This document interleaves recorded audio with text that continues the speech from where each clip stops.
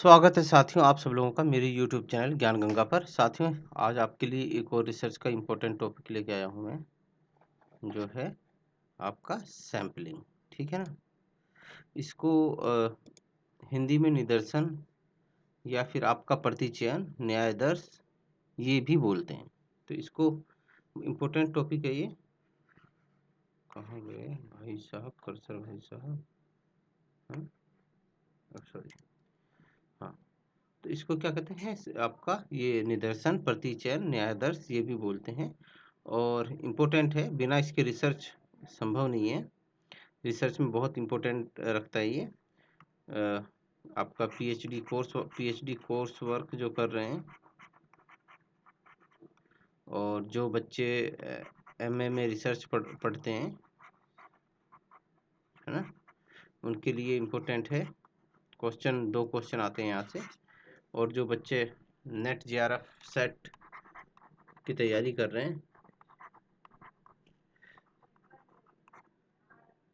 और PhD admission, है ना, उनके लिए भी ये इम्पोर्टेंट है, बहुत इम्पोर्टेंट है। ठीक है ना, इम्पोर्टेंट है। यहाँ से भी एक क्वेश्चन, एक से दो क्वेश्चन आते ही आते हैं। तो दोस्तों समझेंगे आज डिटेल से। ठीक है ना, इसमें हम क्या क्या कवर करने वाले हैं, अर्थ, परिभाषा, विशेषताएं। ठीक है, ये नहीं है इसके अंदर, और आपके गुण और दोष। ठीक है, ये पांचों चीज हम इसके अंदर कवर करेंगे। क्या है दोस्तों, सामाजिक विज्ञानों की विषय वस्तु समाजशास्त्र, अर्थशास्त्र, राजनीति, प्रशासन, मानव सभ्यता, संस्कृति से लेकर भौगोलिक, पर्यावरण इत्यादि तक विस्तृत है। ठीक है ना दोस्तों, क्या है कि जब सामाजिक विज्ञान का हम अध्ययन करते हैं ना, ठीक है ना, तो ये सारी की सारी जो है आपका समाज हो गया, अर्थशास्त्र हो गया, राजनीति हो गया, प्रशासन हो गया, लोक प्रशासन हो गया, मानव सभ्यता, संस्कृति, ये सब क्या है, समाज शास्त्र से के विषय है। ठीक है ना, क्योंकि इसके अंदर समाज का ही अध्ययन किया जाता है। ठीक है ना, प्लेटो अरस्तु सबका क्या था, वो क्या बोलता है, सामाजिक प्राणी मानता है। ठीक है ना, बेहतर समाज के लिए समाज के लिए ही उन्होंने अपने विचार विमर्श किया। तो सारे के सारे विषय क्या है, समाज से ही संबंधित माने जाते हैं और समाज इनसे प्रभावित होता है, इन विषयों से, और इन विषयों को समाज प्रभावित करता है। ठीक है ना, ठीक है ना, चाहे अर्थव्यवस्था हो, अर्थव्यवस्था से समाज प्रभावित होता है। अगर उच्च अर्थव्यवस्था है, अच्छी आमदनी है, विकसित अर्थव्यवस्था है, तो समाज भी कैसा होगा, बेहतर होगा। और अगर क्या बोलते हैं, अर्थव्यवस्था विकसित नहीं है, विकासशील है, तो सामाजिक जो व्यवस्था, सामाजिक समाज होगा वो भी पिछड़ा हुआ होगा। ठीक है ना, प्रशासन के अंदर में अगर भ्रष्टाचार ज़्यादा है तो उसका सीधा असर समाज पे पड़ता है, समाज पर पड़ता है। ठीक है ना, समाज वहाँ पे क्या होगा, पिछड़ा हुआ होगा। और अगर भ्रष्टाचार कम है तो समाज वहाँ पे बेहतर होगा। तो ये सारी चीज़ें क्या है, पर्यावरण से समाज प्रभावित होता है। तो ठीक है ना, तो क्या है, ये सामाजिक विज्ञान की जो विषय वस्तु है बहुत फैली हुई है। ठीक है ना, बहुत ज़्यादा फैली हुई है। इन विषयों में शोध कार्य करते समय शोधकर्ता के सम्मुख एक विशाल भौगोलिक क्षेत्र होता है दोस्तों। ठीक है, और एक बहुत बड़ी जनसंख्या होगी। ठीक है ना, ये दो चीज़ें होंगी। ठीक है ना, जैसे आप भारत के अंदर में हो, ठीक है ना, भारत में अगर आप पीएचडी कर रहे हो तो आपके पास क्या होगा, एक तो विशाल भौगोलिक क्षेत्र होगा, वो क्या होगा, वो भारत होगा। और एक बहुत बड़ी जनसंख्या होगी जो करीब 132 करोड़ से मे बी 134 करोड़ के बीच में ऐसी कुछ होगी। ठीक है, तो क्या हो गया, एक तो बहुत बड़ा क्षेत्रफल हो गया और बहुत बड़ी जनसंख्या आपके सामने हो जाएगी। ठीक है, ऐसे में समग्र का चयन करना असंभव है। ठीक है ना, ऐसे में आप सोचो कि इतनी बड़ी जनसंख्या का और इतने बड़े क्षेत्रफल का, है ना, इतनी बड़ी जनसंख्या का और इतने बड़े क्षेत्रफल का आप चयन करोगे, है ना, तो ये क्या होगा, इसमें शोध असंभव हो जाएगा। शोध क्या हो जाएगा, असंभव हो जाएगा, असंभव हो जाएगा और अव्यवहारिक हो जाएगा, अव्यवहारिक व्यवहारिक हो जाएगा। ठीक है ना, तो क्या हो जाएगा, इसमें शोध क्या हो जाएगा, असंभव हो जाएगा। असंभव मतलब कि बहुत कठिन हो जाएगा, आप कर नहीं पाओगे, या हो सकता है आपको बहुत टाइम लग जाए। और अव्यवहारिक हो जाएगा मतलब इसमें इतना खर्चा आ जाएगा, इतना खर्चा आ जाएगा कि आपकी शोध का जो महत्व है ना वो खत्म हो जाएगा। ठीक है ना, क्या हो जाएगा, शोध का महत्व खत्म हो जाएगा। पता चले आपने खरबों लुटा दिए, है ना, तो क्या होगा, इस शोध का महत्व खत्म हो जाएगा। इस समस्या से मुक्ति पाने के लिए निदर्शन, प्रतिचयन या प्रतिदर्श या न्यायदर्श का सहारा लिया जाता है। मतलब सैंपलिंग का सहारा लिया जाता है कि भाई कुछ सैंपल उठा लिए जाते हैं और उससे क्या किया जाता है, निष्कर्ष निकाला जाता है या शोध कार्य पूरा किया जाता है। समष्टि में से, ये डेफिनेशन हो जाएगी इसकी, ठीक है ना, परिभाषा, इसको याद कर लेना बेशक, ठीक है ना। परिभाषा, समष्टि में से कुछ इकाइयों को चुनने की विधि निदर्शन कहलाती है, ठीक है ना। इतना भी आप लिख दोगे तो आपको 2 नंबर मिल जाएगा, ठीक है ना। निदर्शन का उपयोग, ठीक है ना, सैंपलिंग, इसको सैंपलिंग में बोल रहा हूँ। निदर्शन या सैंपलिंग का उपयोग मानवीय स्वभाव का हिस्सा है, मतलब हम रोजमर्रा ये यूज करते रहते हैं। अब घर के अंदर जो आपकी माता जी हैं या आपकी जो सिस्टर हैं, जब वो खाना बनाती हैं, चावल पकाती हैं, तो कुछ समय के बाद चावल के 2-4 दाने वो हाथ में उठा के दबा के देखती हैं और उससे ही वो अंदाज़ा लगा लेती हैं कि चावल पका है या नहीं पका है ना? तो यही सैंपलिंग है, ठीक है ना?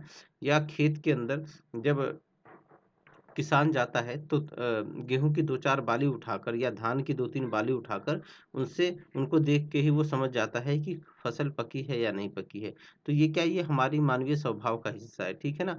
आप रक्त जाँच करवाने जाते हैं तो रक्त की एक बूँद से ही वो पता लगा लेते हैं कि शरीर के अंदर क्या बीमारी है, ठीक है ना? या पूरे शरीर के रक्त का वो लगा लेते हैं, वो निष्कर्ष निकाल लेते हैं कि पूरी शरीर में रक्त में क्या परेशानी चल रही है, क्या दिक्कत है या रक्त में कोई गड़बड़ है या नहीं है और क्या बीमारी है, ठीक है ना? तो ये क्या है, ये हमारी मानवीय स्वभाव का हिस्सा है।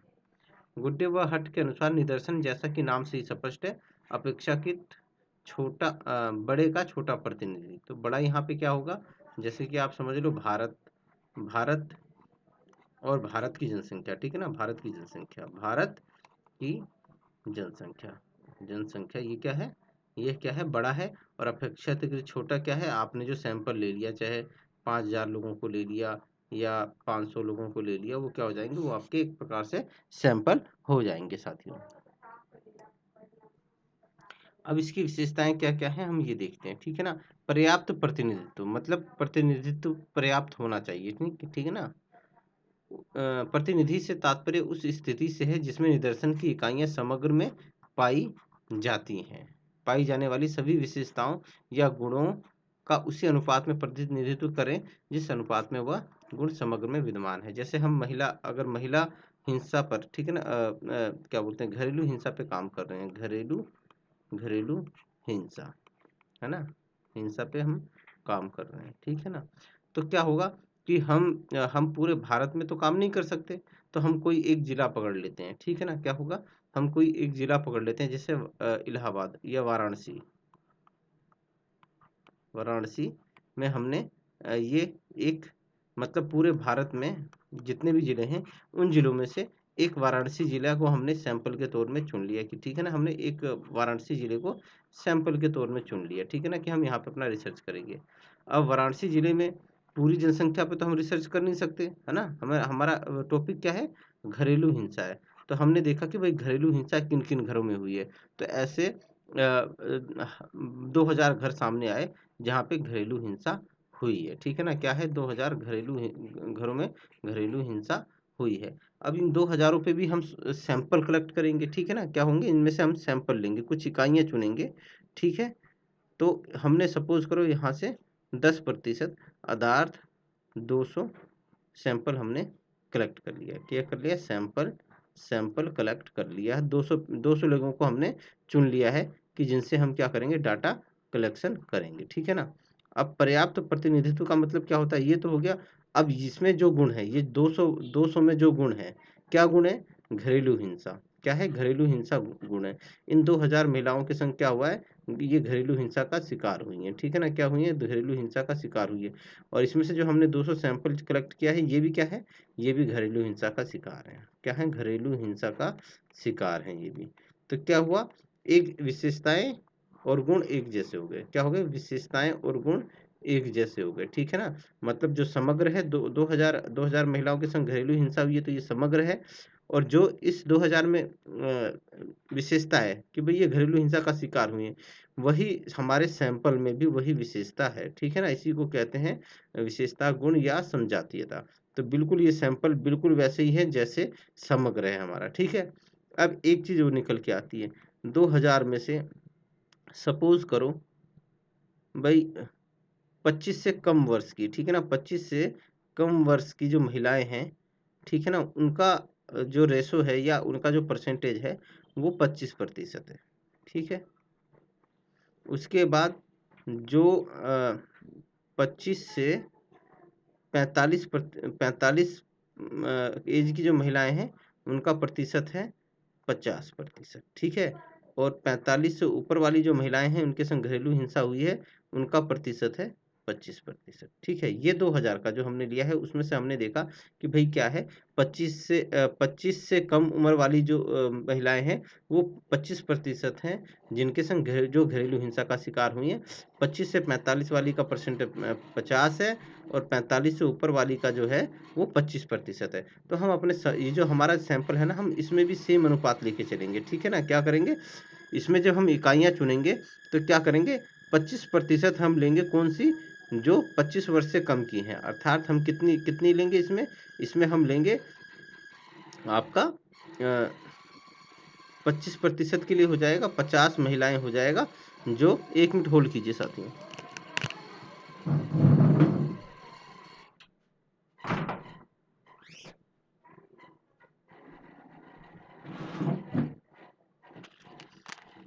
है ना, तो इसमें 25% 50 महिलाएं हम ले लेंगे, 50 महिलाएं हम ले लेंगे जो क्या बोलते हैं 25 वर्ष से कम की आयु की हैं, ठीक है ना, 25 वर्ष से कम की आयु की हैं। और हम 25 से 45 वर्ष वाली जो महिलाएं लेंगे वो कितना लेंगे, वो 50% लेंगे, अर्थात वो हम 100 ले लेंगे, ठीक है ना। 100 जो कितनी आयु वाली हैं, 25 से 45 वाली है, ठीक है ना। और 45 से ऊपर वाली जो होंगी, ठीक है ना, 45 से ऊपर वाली जो होंगी वो हम ले लेंगे 50, ठीक है ना। तो 50 50 100 और 100 100 200, हमारे सैंपल का आकार 200 है। तो इस प्रकार से हम उसी अनुपात में लेंगे जिस अनुपात में हमारे समग्र में है, ठीक है ना। चलिए मैं इसको इरेज कर रहा हूँ, आपको समझाने के लिए ही मैंने इतना लिखा है। पर्याप्त आकार, अब भाई निदर्शन में या सैंपलिंग में एक बड़ी समस्या है कि भाई आकार कितना हो, ठीक है ना।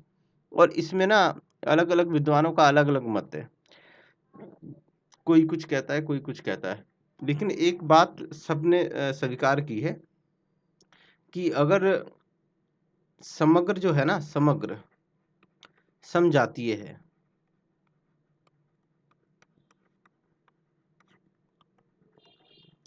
तो सैंपल छोटा चलेगा। छोटे सैंपल से भी आप, है ना, छोटे सैंपल से भी, छोटे से भी शुद्ध निष्कर्ष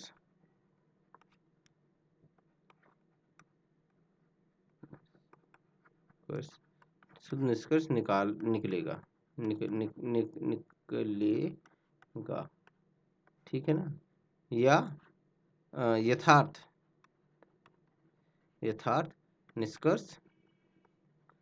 निष्कर्ष निकलेगा। अब दोस्तों समझाती है क्या हुआ कि जैसे ये हमने 5000 लिया था, है ना, 5000 महिलाएं, ये क्या थी, घरेलू हिंसा की शिकार थी, ठीक है।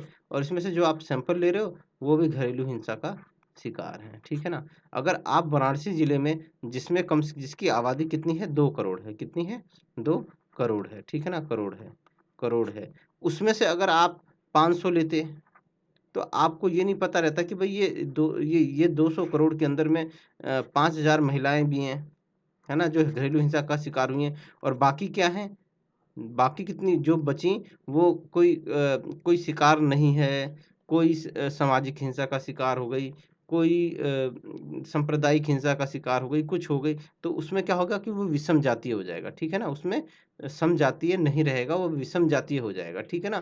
तो ऐसे में आपको फिर बड़ा सैंपल लेना पड़ेगा, ठीक है ना। तो इसीलिए याद रखना, जब समजातीय हो तो सैंपल छोटा चलेगा, ठीक है ना, छोटे सैंपल पे काम होगा और आपको रिजल्ट बहुत बढ़िया मिलेगा, ठीक है। तो ये आपका आकार कैसा होना चाहिए ये मैंने आपको बताया, ठीक है ना। विश्वसनीय निदर्शन, शोध की विश्वसनीयता सुनिश्चित करने के लिए शोध के उद्देश्यों, प्राकल्पना तथा शोध प्रारूप के अनुसार निदर्शन विधि निर्धारित करनी चाहिए। तो आप जब निदर्शन विधि मतलब आप कौन सी विधि से इकाइयों का चयन करोगे, ठीक है ना, सैंपल लोगे, आप कैसे निश्चित करोगे? जो आपका शोध का उद्देश्य है, प्राकल्पना है, और जो शोध प्रारूप आपने बनाया है, जो डिजाइन तैयार किया है, उसके अनुसार ही आपको आपका निदर्शन विधि निर्धारित करनी है। बिना विश्वसनीयता के निदर्शन तथा इससे प्राप्त आंकड़े संदेह के घेरे में आ जाते हैं। ठीक है ना? तर्क ज्ञान तथा अनुभव पर आधारित। ठीक है ना? तो जब आप ये विधि डिसाइड करोगे कि आपको किस विधि से मतलब आपको सैंपल की कौन सी विधि यूज करनी है, ठीक है ना, और सैंपल का साइज क्या रखना है, तो ऐसे में आपको क्या करना है कि जो है कि आपको अपने जो वरिष्ठ शोधकर्ता हैं, है ना, पीएचडी आप गाइड के अंडर में होती है ना, गाइड होता है, गाइड या सुपरवाइज होता है, सुपरवाइजर, ठीक है ना, सुपरवाइजर, है ना, उनके ज्ञान का, उनके कौशल का, उनके अनुभव का लाभ उठाना होगा, उनसे आपको डिस्कस करना पड़ेगा, वो आपको बताएंगे कि भाई आपको कैसे करना है। ठीक है ना? अभिनति से स्वतंत्र मतलब पक्षपात, पक्षपात, ठीक है ना? तो जो आपका जो आपने जो निदर्शन है, ठीक है ना, निदर्शन चूज किया है, क्षेत्र किया है, वो सब निजी झुकाव, मिथ्या लगाव, वस्तुनिष्ठ विश्लेषण, पूर्वाग्रह ग्रह इत्यादि से क्या होना चाहिए, वो इत्यादि से मुक्त होना चाहिए। ठीक है ना? क्योंकि अगर आप इन सब चीज़ों को लेके चलेंगे, तो ये क्या करेंगे कि आपका जो निदर्शन है ना, उसकी प्रतिनिधित्व में बाधा डाल देंगे, फिर आपका जो निष्कर्ष होगा वो सही नहीं निकलेगा। शोधकर्ता की निजी मान्यताएं, धारणाएं, मूल्य तथा पूर्व में कोई अनुभव उसके शोध कार्य में प्रभाव ना डालें, इसका सभी चरणों में ध्यान रखना जरूरी है। अभिनति या पक्षपात से मुक्त निदर्शन की विश्वसनीयता में वृद्धि होती है। तो अगर आप पक्षपात से मुक्त होकर अगर आप कोई निदर्शन करेंगे, है ना, कोई सैंपल वो सैंपल विधि डिसाइड करेंगे और इकाइयां चुनेंगे, तो आपका जो शोध होगा ना, उसकी विश्वसनीयता बढ़ेगी, आपके सैंपल की विश्वसनीयता बढ़ेगी। ठीक है ना? कई बार ऐसा होता है ना, कुछ बच्चे शोध करते हैं तो अपने फ्रेंड्स का उसके अंदर उसको सैंपल के तौर पर चुन लेते हैं, है ना? या कई बार होता है कि जब आप शोध कार्य करते हैं, तो शोध कार्य करते हैं, तो सैंपल में किसी जाति, धर्म धर्म या स्त्रियों को सैंपल में नहीं रखते, सैंपल में नहीं रखते, है ना, नहीं रखते। तो ये चीज नहीं करनी है। ठीक है ना? ये सब चीज, ये काम इसके अंदर नहीं करना है। ठीक है ना? ठीक है ना? नहीं करना है। स्त्रियां जो है पूरी आबादी का कितना है आपका, 48 से 50% है लगभग, जो भी है, तो इतना परसेंट आपको स्त्रियों को भी रखना है। ठीक है ना? ठीक है। तो और उसी उसी अनुसार हर जाति को भी रख सकते हो, धर्म को भी रख सकते हो, जिस अनुपात में वो है उस अनुपात में रख सकते हो। तो ये सारी चीजें क्या है, आपको पक्षपात नहीं करना है किसी के साथ कि ठीक है यार ये हिंदू है, मैं तो मुस्लिम कास्ट का हूँ, मैं मुस्लिम धर्म का हूँ, मैं हिंदू को क्यों रखूँ, या हिंदू ये सोचे कि मैं तो हिंदू धर्म का हूँ, मैं मुस्लिम को क्यों रखूँ, या कोई उच्च जाति का है तो वो सोच रहा है मैं यार छोटी जाति वाले को सैंपल में नहीं लूंगा। नहीं, ऐसा काम नहीं करना है। लचीलापन, अब लचीलापन क्या है दोस्तों, शोध प्रतिनिधात्मक निदर्शन में ये सुविधा रहनी चाहिए कि किसी कारण चयनित इकाइयों का अध्ययन नहीं हो पा रहा है, ठीक है ना, तो दूसरी समरूपी इकाई चुनी जा सके। अब जैसे दोस्तों 5,000 हमारे पास समग्र था, क्या था, समग्र था, ठीक है ना, तो और इसमें से हमने 200 को चुना था कि भाई 200 पे हम काम करेंगे, ठीक है ना, इन इकाइयों को हमने चुना था। अब मान लो इसमें से 10 इकाई जो है ऐसी हैं जो जिनसे संपर्क नहीं हो पाया, नहीं हो पाया, ठीक है ना, संपर्क नहीं हो पाया, तो हम क्या करेंगे कि भाई उन 10 इकाइयों को बाकी जो इसमें से है ना उनमें से चुन लेंगे, ठीक है ना।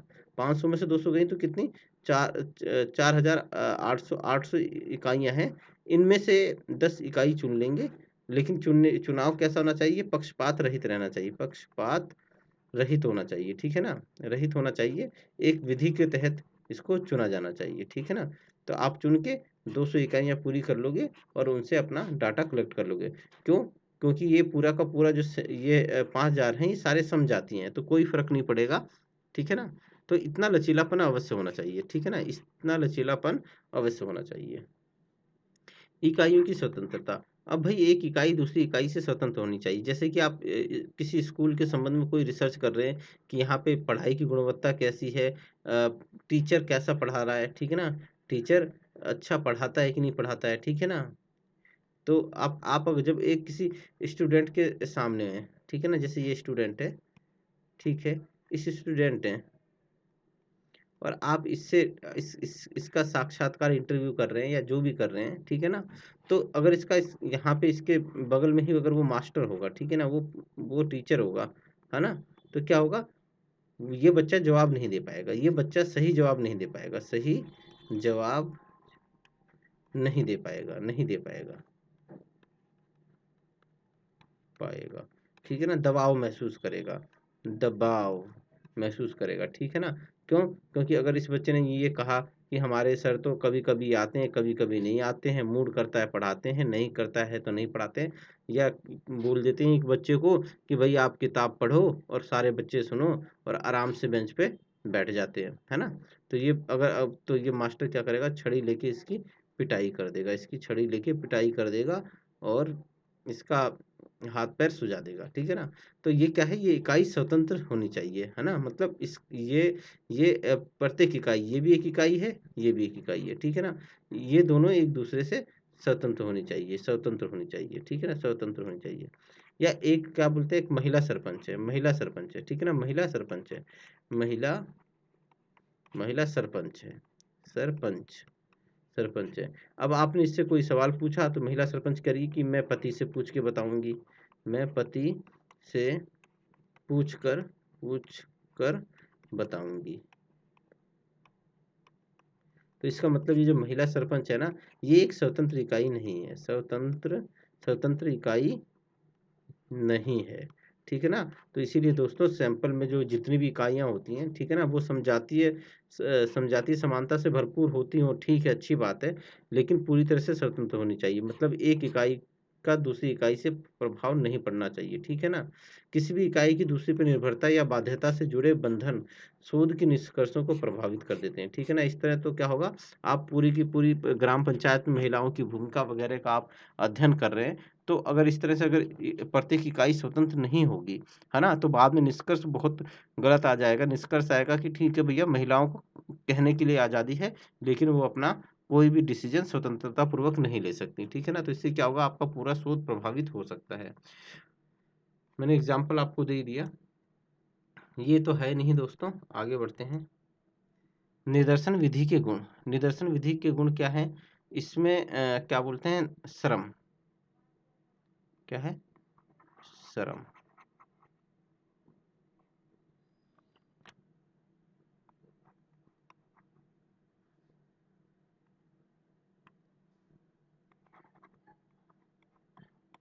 श्रम तथा संसाधनों की बचत होती है, ठीक है ना दोस्तों।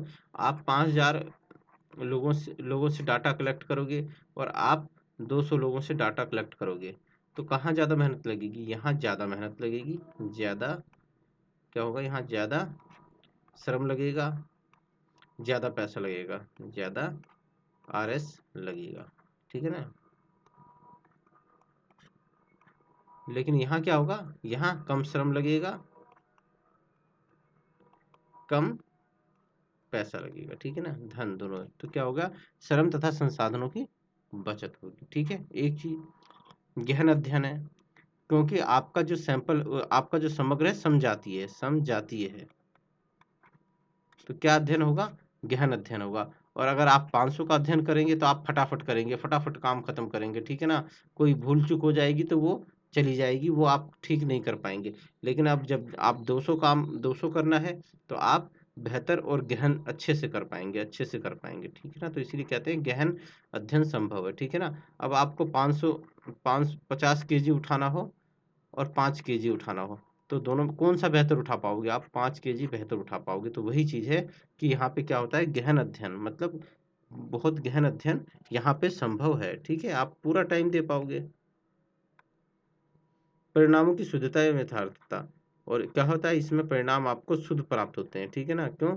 क्योंकि आपका जो सैंपल है वो समझाती है, तो कोई फर्क नहीं पड़ता, ठीक है ना, कि आप तो समझाती है होने की वजह से आपको क्या होगा, शुद्धता एवं यथार्थता प्राप्त होगी, ठीक है ना।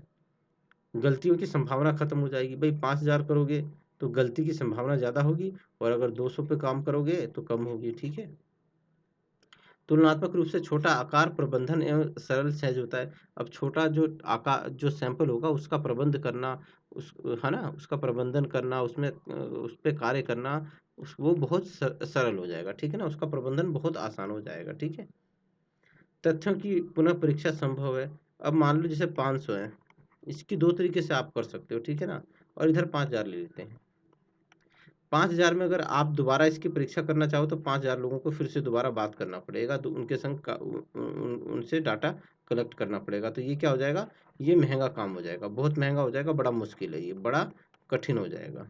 हो सकता है कुछ लोग तो मना कर दें, लेकिन जैसे 500 लोग हैं तो इन अगर कोई दिक्कत हो जाती तो 500 लोगों से दोबारा डाटा कलेक्ट करना, ठीक है ना, ये आसान है, क्या है, ये आसान है, ठीक है ना। कितना है, आसान है, ठीक है ना। 5,500 में कितना, देखो जमीन आसमान का फर्क है। एक काम और कर सकते हो कि 500 का भी आप सैंपल निकाल ले लो, ठीक है ना। 5,000 में से आपने 500 सैंपल लिया, और 500 में से और सैंपल ले लो 50, 50 सैंपल ले लिए, और इनसे डाटा कलेक्ट करके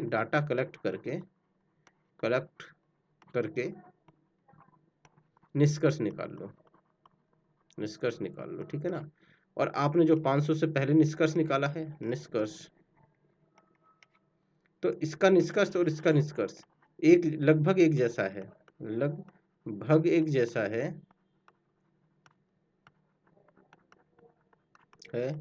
तो समझो आपका शोध बिल्कुल सही है, और आपने बिल्कुल सैंपल सही चुना है, सैंपल सही है, सब कुछ सही है, फिर आपका विधि भी सही है, सैंपल भी सही है, ठीक है ना। लेकिन अगर बहुत ज़्यादा फर्क आ रहा है, बहुत ज़्यादा फर्क आ रहा है, तो आप समझो आपका सैंपल की विधि गलत हो सकती है, और आपका सैंपल आपने सही तरीके से नहीं से लिया है, ठीक है ना। तो ये सारी चीज़ें हो सकती हैं। तो ये क्या है, तथ्यों का परीक्षण करना बिल्कुल आसान है, इसके अंदर आप चेक कर सकते हो, आप सैंपल से निकाल के बड़ी आसानी से कर सकते हो। लेकिन अगर आप समग्र पे जाओगे करने तो आपको बहुत टाइम लगेगा, और हो सकता है कुछ दोबारा के नाम से सुन के ही आपको टाइम ना दें, आपसे बात ही ना करें। शोधकर्ता का ध्यान केंद्रित रहता है, ठीक है ना। काम छोटा होता है तो शोधकर्ता अच्छे से ध्यान अपना केंद्रित करता है। अधिक तार्किक और वैज्ञानिक विधि है दोस्तों, ठीक है ना। सैंपलिंग के माध्यम से आप जिन मेथड्स को कई सारे टाइप्स ऑफ सैंपल्स होते हैं, तो उनके अनुसार जब आप काम करते हो तो क्या होता है, वो वैज्ञानिक विधि मानी जाती है। इकाइयों में आंतरिक सजातीयता का पता करना कठिन है दोस्तों। अब हो सकता है कि भाई जो ऊपरी तौर पर सब एक जैसा दिखे, एक एक जैसा दिखे, लेकिन आंतरिक तौर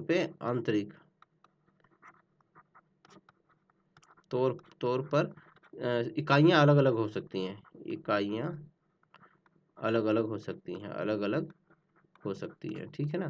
तो क्या होता है, जैसे जैसे 5,000 महिलाएं हैं, ठीक है ना, 5,000 महिलाएं हैं, तो ये 5,000 महिलाएं, बेशक इनके अंदर सजातीयता हो, ठीक है ना, विशेषताएं या गुण एक जैसे हो, कि भाई सब की सब घरेलू हिंसा का शिकार है, ठीक है ना, क्या है, सब की सब घरेलू हिंसा का सबके सब शिकार हैं, ठीक है ना, घरेलू हिंसा की शिकार हैं। लेकिन दोस्तों हो सकता है कि हर एक स्त्री का, है ना, हर एक स्त्री का जो व्यवहार है, हार अलग अलग है, अलग अलग है, अलग अलग है ना। तो इस व्यवहार की वजह से ही फर्क पड़ता है, ठीक है ना। हो सकता है कि भाई जिसका पति सबके पति दारू पी के आते हैं, 5,000 में हमने ज़्यादातर पाया कि ज़्यादातर महिलाओं के पति दारू पी के आते हैं। लेकिन कुछ महिलाएं ऐसी हैं कि जो भाई अपने ऊपर कंट्रोल रख लेती हैं, और अपना चुप रह जाती हैं और बर्दाश्त कर लेती हैं। लेकिन कुछ महिलाएं ऐसी हैं जो पति जैसे ही मुंह देखती हैं कि वो दारू पी के आया है, और घर के अंदर वो शोर शराबा चिल्लाना ये सब चालू कर देती हैं, तो ठीक है ना।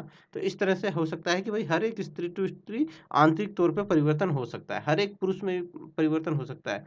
जैसे कुछ पुरुष ऐसे होते होंगे कि भाई शराब पी के आते होंगे, और आते ही क्या होते हैं, आते ही सोने की कोशिश करते होंगे कि ताकि झगड़ा ना हो, परेशानी ना हो, सोने की कोशिश करते होंगे।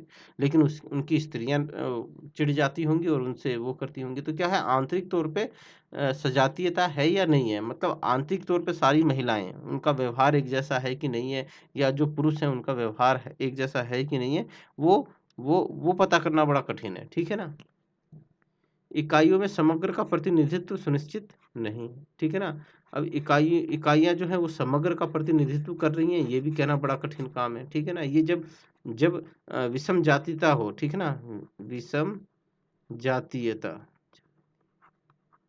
जब जब क्या बोलते हैं, जब जो आपका समग्र है वो विषम जातीय है, मतलब उसके समजातीय जैसी विशेषताएं नहीं है, एक जैसे गुण और एक जैसी विशेषताएं नहीं है, तब आप जो सैंपल चुनेंगे, तब ये कहना बड़ा कठिन हो जाएगा कि भाई वो प्रतिनिधित्व, समग्र का प्रतिनिधित्व करने लायक सैंपल है भी कि नहीं है। ठीक है ना।